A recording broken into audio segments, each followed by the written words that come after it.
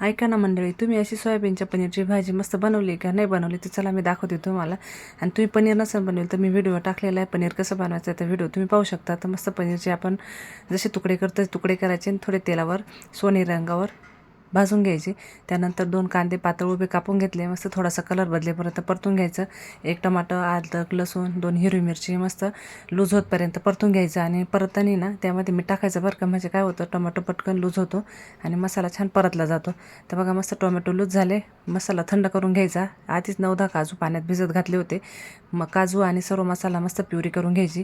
तेल टाकायचं, जिरे टाकायचे, जिरे टाकले की दळलेला मसाला घालायचा, मस्त तेल सुटेपर्यंत परतून द्यायचं.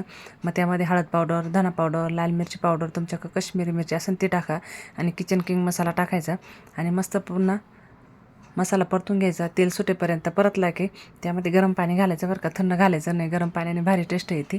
आणि मस्त चवीनुसार मीठ घालायचं. उकळी आली की त्यामध्ये आपल्या घरच्या दुधावरची ना साईज जर असेल ना 2-3 चमचे ती घालायची, कसुरी मेथी घालायची.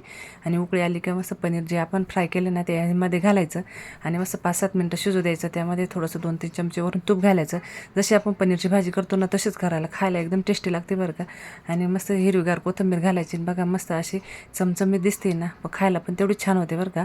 मस्त असं आपली सोयाबीनच्या पनीरची भाजी तयार आहे.